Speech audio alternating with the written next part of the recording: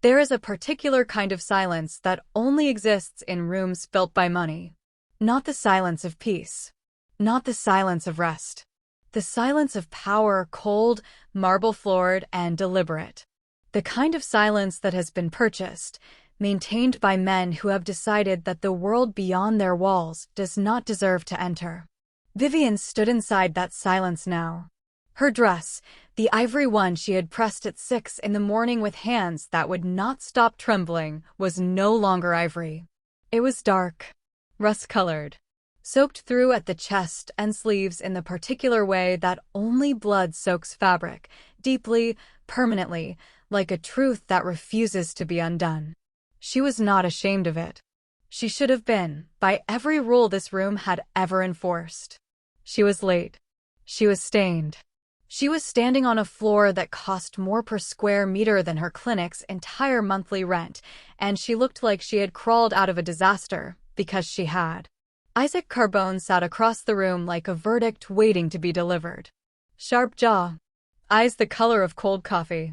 The kind of man who had never once in his life been told that he was wrong about anything, and whose entire empire had been built on ensuring that stayed true. He looked at her the way wealthy men look at things that offend them, not with anger, but with something quieter and more brutal. Contempt. People like you, he said, each word precise and unhurried, are a stain on my floor. And here is what no one in that room knew. The stain he was looking at, the dark bloom of dried blood spreading across the chest of a woman he had already decided was worthless, belonged to his wife. It had come from the gash above her temple when the windshield shattered. The smaller spots near Vivian's collar? That was from his youngest child, whose arm had been pinned beneath twisted metal while the car burned and every person on that road stood filming with their phones instead of moving. Isaac Carbone was looking at the evidence of his family's survival and calling it disgusting. And the woman he was speaking to, this exhausted, blood-soaked, fiercely upright woman who had not eaten since the night before and had spent her last savings on emergency medical supplies for strangers she would never see again, did not flinch. She held his gaze. Because Vivian had learned something years ago, in a 2-room clinic with flickering lights and a waiting room that was always full, the people who judge you the loudest are almost always the people who need you the most. Welcome to Roses and Revolvers, where every story leaves a scar. If stories like this keep you on the edge of your seat, hit subscribe and comment where you are watching from, because the next one might be even darker. She had been awake since 4 in the morning. Not restlessly. Not anxiously. Intentionally. Because Vivian understood something that desperation teaches you if you are brave enough to let it, that when you are fighting for something that matters, you do not sleep through the hours that are still yours to use. You get up. You prepare. You show up so thoroughly, so completely, so undeniably ready that the world has no reasonable excuse to turn you away. This was the calculus of survival. And Vivian had been running it her entire life. She was 28 years old, and she was already running out of time. Her mother's clinic, the small, perpetually underfunded medical center that had served the Graywood district for 19 years, had 4 weeks left before it closed permanently. Not because the need had disappeared. The waiting room was still full every morning before the doors unlocked. Not because the staff had given up. The 2 nurses who remained had not accepted a full paycheck in 3 months. It was closing because it existed in the wrong part of the city, served the wrong kind of people, and had never once been profitable enough to protect itself from the men who decided, in this city, what survived and what didn't. Those men all answered to one name: Isaac Carbone. Which was why Vivian was standing at her bathroom mirror at 6 in the morning, pressing burgundy lipstick across her mouth with the steadiness of a woman performing a ritual, because that is exactly what it was. A ritual of dignity. A quiet, private act of resistance against every voice that had ever told her that people like her did not belong in rooms like his. People like her. She had heard that phrase her whole life, always wielded by someone standing on higher ground they had not built themselves. She had heard it in hospital corridors when she was a medical student and the attending physician could not reconcile her competence with her address. She had heard it from grant committees who found her clinic's location high risk and her funding proposal admirable but impractical. She had heard it from the kind of people who confused the size of a person's bank account with the size of their worth and spent their entire lives never noticing the difference. She had stopped letting it land. By 6:40, she was dressed. Ivory cotton dress, pressed to crispness. Dark heels that she had reheeled twice because the leather was still good and she was not in the business of discarding things that still had life in them. Her portfolio was organized, tabbed, and annotated. Her medical credentials were in a clear sleeve at the front. Her proposal, 41 pages, professionally bound, written and rewritten across 6 sleepless weeks, was tucked beneath her arm like a weapon she actually knew how to use. She looked at herself one final time. She looked like someone who deserved to be in the room. Because she was. The taxi was waiting. The clock read 7:03. The meeting was at 9. She had built in 45 minutes of buffer, enough time to compose herself, enough time to breathe, enough time to walk into Isaac Carbone's estate as the version of herself she had spent the whole morning constructing. She had planned for everything. She had not planned for the sound of metal folding against itself on the highway overpass. She had not planned for the smell of gasoline spreading across wet concrete. She had not planned for the sight of a car on its side, smoke rising from the hood, a child's cry cutting through the morning air like something that could not be ignored, should not be ignored, by anyone who had ever taken an oath to protect life above all else. She had not planned for any of it. But the moment she saw it, she already knew what she was going to do. Because that is the hard truth that no one tells you about people who are genuinely good. Goodness is not a choice they make in the moment. It is a character they have built so deeply, so completely, that when the moment arrives, there is no deliberation. There is only movement. Vivian was already running toward the car before she had fully registered that she had made a decision. Her portfolio hit the ground behind her. And the most important meeting of her life became the least important thing on earth. The eviction notice had been on the clinic door for 11 days. Vivian had taken it down every morning and placed it in the third drawer of her desk, face down, as if not looking at it directly would slow its power. But paper does not lose its authority because you refuse to read it. Debt does not dissolve because you are exhausted. And the world does not pause its cruelty for people who are already doing their best. 19 years. Her mother had built that clinic with 19 years of 7-day weeks, of choosing the neighborhood over herself, of treating patients who paid in groceries and gratitude, because that was genuinely all they had. 19 years of being the only medical safety net in a district that the rest of the city had decided, quietly and collectively, did not deserve one. And it was going to be gone in 4 weeks. Unless today worked. Vivian zipped her portfolio with both hands, feeling the weight of everything inside it, not just paper, but people. Mrs. Adiz, 71, diabetic, no insurance, came every Thursday. The Mensa twins, born premature, monitored monthly because no other facility within 12 miles would absorb the cost. 43 active patients who had nowhere else to go. She could not afford to fail them. She could not afford to fail her mother's memory. She picked up her bag, looked once at the framed photograph on the desk, her mother in a white coat, laughing, standing outside the clinic on its opening day, and felt something harden in her chest. Not bitterness. Something more useful. Resolve. She walked out into the morning air, flagged the taxi, and told herself that by tonight, everything would be different. She had absolutely no idea how right she was. Sophia Carbone had not left the estate without a security briefing in 3 years. That was what it meant to love a man like Isaac. You traded ordinary mornings for armored cars and pre-approved routes. You learned to read rooms before entering them. You taught your children that the black SUV parked outside their school was not something to be afraid of, it was just part of life. You stopped asking when it would change because the answer was always the same. It doesn't. But this morning was different.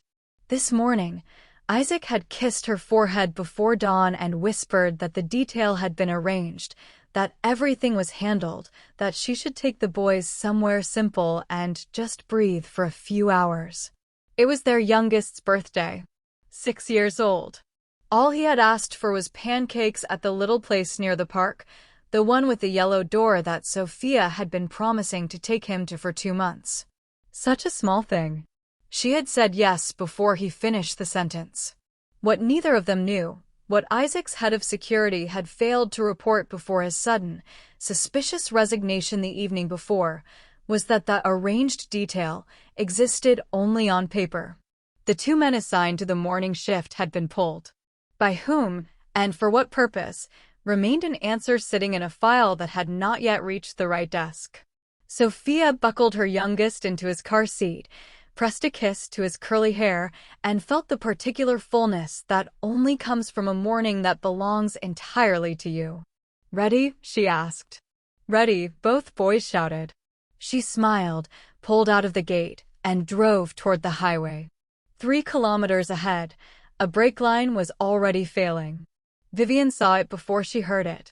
The silver car ahead drifted first, just slightly, the way a sleeping person shifts before fully falling. Then the driver overcorrected. Then the wheels caught wrong on the wet concrete, and the whole vehicle became something it was never designed to be, airborne, sideways, and completely beyond saving. It happened in 4 seconds. It felt like 40. The sound when it landed was not like anything she had heard in a movie or read about in an accident report. It was deeper, more final. The kind of sound that rearranges something in your chest permanently, that tells your body, before your mind can process it, that something irreversible has just occurred. The taxi stopped hard. Around her, other cars pulled to the side. People stepped out slowly, cautiously, the way humans do when they want to witness something without being responsible for it. Phones rose into the air like a forest of indifferent monuments. Nobody moved toward the car. Nobody. Vivian's door was open before she had made a conscious decision. Her portfolio hit the seat. Her heels hit the asphalt. Her eyes locked onto the crumpled silver wreck now resting on its side against the highway barrier, smoke threading upward from the hood in thin, urgent ribbons. And then she smelled it. Gasoline. Sharp, sweet, and absolutely catastrophic. Every medical instinct she owned screamed the same calculation simultaneously. Compromised fuel line, enclosed metal, one spark between this moment and an explosion that would make the crash itself look merciful. She ran anyway. Because from inside the wreck, beneath the twisted frame, beneath the hissing engine, beneath everything, she could hear something that made every rational argument irrelevant. A child was crying. If you made it this far, you're not just watching, you're part of this story now. Subscribe, and I'll see you in the next one. There is a devastating truth that emergencies reveal about humanity, that when a stranger is dying in front of a crowd, most people will record it before they will touch it. Vivian did not have time to be angry about that. Not yet. The passenger door had collapsed inward, which meant the only entry was through the shattered rear window. She went through it without hesitation, glass dragging across her forearms, the smell of gasoline so thick now it felt like breathing a threat. The 2 boys were in the back, the older one conscious and screaming, the younger one silent in a way that was far more terrifying. She checked his airway first. Open. Pulse present. Unconscious from impact, not blood loss. Stay with me. Both of you. Stay. Sophia was in the front. The windshield had come in. Vivian saw the wound and felt her stomach drop, a deep laceration above the temple, the kind that bleeds with shocking generosity because the scalp does not know how to be modest about injury. Sophia was semi-conscious, head lolling, losing blood at a rate that made every second a negotiation between life and what came after it. Vivian pressed her hands directly to the wound. No gloves. No sterile field. No equipment. Just her palms and the knowledge that pressure was the only thing standing between this woman and hemorrhagic shock on a highway overpass, while 40 people watched through their screens. The blood was immediate and warm and absolute. It soaked through her fingers. climbed her sleeves, spread across her chest. She did not move her hands. Behind her, someone shouted that she should wait for paramedics. Someone else asked if she was even qualified. She ignored all of it. Then she heard it, the soft, metallic tick beneath the hood. The engine was still hot. The most expensive thing a human being can give another person is not money. It is not time. It is the willingness to empty themselves completely, to reach into the last corner of everything they have and hand it over to a stranger, with no guarantee of return, no promise of recognition, and no safety net waiting beneath them when they fall. Vivian had $412 in her account. It was everything. The admissions desk at Mercy General moved with the particular lethargy of a system that had learned to triage urgency by insurance status first and pulse rate second. Sophia was on a gurney. The younger boy had regained consciousness in the ambulance, but his arm was fractured in 2 places. The older one had a concussion that nobody had officially confirmed yet because the intake form was still being completed. Vivian stepped to the desk before the administrator finished her sentence. Black Label Protocol, she said quietly. All 3. Bill it to this. She placed her debit card on the counter. Black Label was the hospital's private emergency tier, accelerated imaging, senior surgical staff on immediate call, private stabilization rooms. The kind of care that did not wait. The kind of care that the people in this family needed right now, in the next 10 minutes, not after paperwork cleared a standard queue. The administrator looked at the card. Then at Vivian's blood-soaked dress. Then back at the card. This will likely clear your account, she said carefully. I know, Vivian said. She signed without reading the total. The care began immediately. Vivian sat in the hallway outside the stabilization room, hands still faintly trembling, account now holding $11, her meeting with Isaac Carbone 40 minutes past due. Then her phone screen lit up. An unknown number. Calling from inside the Carbone estate. She did not answer the call. Not because she was afraid.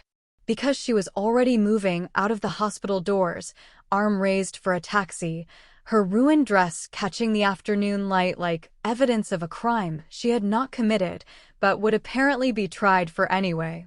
The ride to the Carbone estate took 19 minutes. She spent all 19 of them sitting upright, spine straight, hands folded in her lap over the bloodstains she could not remove. She did not cry. She did not rehearse apologies. She looked out the window and breathed the way her mother had taught her to breathe before every hard thing, slowly, from the bottom, like you are filling a vessel you intend to carry a long distance. The heel snapped on the front steps. Just snapped. Clean off. As if the day had decided that humiliation should be thorough. She tucked the broken piece into her bag, squared her shoulders, and walked the remaining steps unevenly, with the quiet ferocity of a woman who had already survived worse this morning than a broken shoe. The guards at the entrance did not move. Appointment was at 9, the taller one said, not looking at her directly. It's past 11. Mr. Carbone doesn't receive late visitors. I was at a crash site, Vivian said. His crash site. The guard's eyes moved to her dress. Something shifted briefly in his expression, not sympathy, but recognition. He stepped aside and spoke into his earpiece. They made her wait outside for another 14 minutes. When they finally let her in, the assistant at the interior desk looked her up and down with slow, architectural contempt, the kind that is practiced, deliberate, and designed to make you feel the distance between your world and theirs. He's already decided, the woman said softly, almost kindly. Just so you know. The room was designed to make people feel small. Vivian understood that immediately, the vaulted ceilings, the deliberate distance between the door and the desk, the single chair positioned so that whoever sat behind it was always elevated, always backlit, always the last thing your eyes adjusted to after crossing that enormous, echoing floor. This was not an office. It was an architecture of dominance. Every measurement had been chosen to remind you, before a single word was spoken, exactly where you stood in relation to the man who owned it. Isaac Carbone did not look up when she entered. He was reading something. or performing reading, she could not tell, and suspected that was precisely the point. He wore a charcoal suit that had never once encountered a wrinkle. His jaw was set. His stillness was the particular stillness of a man who had spent decades ensuring that the world moved around him rather than the other way around. Beside him, draped across a chair with the practiced elegance of a woman who had built her entire identity on being decorative in expensive rooms, sat someone Vivian had not been told to expect. Dark hair. Immaculate nails. A smile that arrived before her eyes did. "Oh," the woman said softly, looking Vivian over from heel to hairline with slow, deliberate pleasure. "Is this her?" Nobody answered. "She looks like she came from a slaughterhouse." A small, musical laugh. "Isaac, darling, your standards are slipping." Vivian did not look at her. She kept her eyes on Isaac, who had finally looked up and whose expression contained something far more dangerous than cruelty. Indifference. He studied her the way a man studies something he has already decided to discard briefly, conclusively, without appeal. Then he opened his mouth. And everything Vivian had sacrificed that morning hung in the silence before his first word fell. Stay with me until the end, because this story will shock you to the core. Before we continue, don't forget to like this video. Hit subscribe and comment where you're watching from. Now, there is a particular kind of pride that does not know it is standing on borrowed ground, that mistakes the absence of consequences for the presence of righteousness. History is patient with people like that. It does not argue. It does not warn. It simply waits, and then it collects. Isaac collected himself slowly, deliberately, like a man who had never once been rushed by another human being. "You were due at 9 o'clock, he said. His voice was low, controlled, the kind of quiet that is louder than shouting. "It is now 11:43. You are standing in my home wearing what appears to be the aftermath of a butcher's shift. And you are carrying," his eyes moved to her damaged portfolio, its corners bent from the highway, a dark smear across its cover that. "Mr. Carbone, if you'll allow me to explain. I don't receive explanations from people who cannot respect a scheduled appointment." He leaned back, one finger tracing the arm of his chair with absolute composure. "Punctuality is the first evidence of character. You have failed it completely. There was an accident on the... People like you always have a story." His voice dropped further, which made it worse. "Always a reason. Always a circumstance. Always something that conveniently excuses the inexcusable." He paused. "You're a stain on my floor. And I will not do business with someone who arrives at my door looking like they crawled out of the gutter and expects to be taken seriously." The woman beside him laughed once, soft, satisfied. Vivian's hands were trembling. Not from fear. From the effort of staying silent while holding the knowledge that could detonate everything in this room. Then Isaac reached for his phone to signal the guards. It rang before he touched it. Some moments do not arrive gradually. They do not knock. They do not give you time to arrange your face or steady your breathing or prepare the version of yourself that can absorb what is coming. They simply arrive, total, irreversible, and restructuring, and the person you were 3 seconds before them is never quite the person you are after. Isaac answered on the second ring. He said nothing for a long time. His face did not move. But something behind it did, something deep and load-bearing, like a wall that has been holding weight for years suddenly discovering it has a crack. "Where are they now?" His voice had changed. The authority was still there, but underneath it, for the first time, something human was bleeding through. Vivian watched him. She watched the exact moment it happened, the moment his eyes left the middle distance and traveled, slowly, with the terrible logic of a man assembling a truth he does not want to confirm, down to her hands. Her blood-stained hands. He stared at them the way you stare at something when your mind is rewriting everything it thought it knew. And then his gaze snagged on something that stopped him completely. On her left wrist, still faintly visible beneath a smear of dried blood, the delicate gold chain bracelet that Sophia never removed. Ever. The one Isaac had clasped around her wrist on their wedding morning and whispered, "Never take this off." He recognized it from across the room. The phone lowered from his ear. The woman beside him said something. He did not hear it. He looked at Vivian, really looked, perhaps for the first time since she had entered, and the contempt in his eyes collapsed into something that had no name but sat in the chest like stone. She held his gaze and said nothing. She did not need to.